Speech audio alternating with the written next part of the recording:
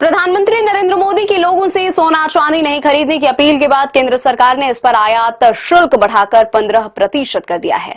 इससे आज से देश में सोने चांदी की कीमतें बढ़ जाएगी। इसका उद्देश्य विदेशी मुद्रा भंडार पर दबाव कम करना और विदेशों से धातुओं की खरीद पर अंकुश लगाना है। सरकार ने सोने और चांदी के आयात पर 10% मूल सीमा शुल्क और 5% कृषि अवसंरचना और विकास उपकर लगाया है।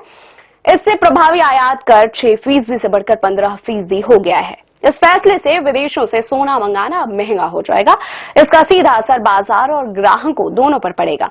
इस फैसले से वे उद्योग भी प्रभावित होंगे जो कीमती धातुओं का इस्तेमाल मैन्युफैक्चरिंग, इलेक्ट्रॉनिक्स या रिसाइकलिंग में करते हैं। उनकी लागत बढ़ने से कई उत्पाद महंगे हो सकते हैं। माना जा रहा है कि आयात शुल्क में बढ़ोतरी से देश में सोने चांदी की मांग कम हो सकती है। इससे दोनों धातुओं पर दबाव बढ़ेगा। हालांकि इससे भारत के व्यापार घाटे को कम करने में मदद मिलेगी और रुपए भी मजबूत होगा।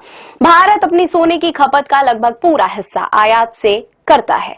देश में सबसे ज्यादा 40% सोना स्विट्जरलैंड से आयात होता है। यूएई से 16 और दक्षिण अफ्रीका से 10% सोना भारत आता है। अन्य देशों से 34% सोना आयात किया जाता है। इसमें बड़ी मात्रा में विदेशी मुद्रा खर्च होती है। गौरतलब है कि वित्त वर्ष 2025-26 में रिकॉर्ड 71.98 अरब डॉलर का सोना आयात किया गया था। इससे पहले साल 2024-25 में यह आंकड़ा 58 अरब डॉलर था।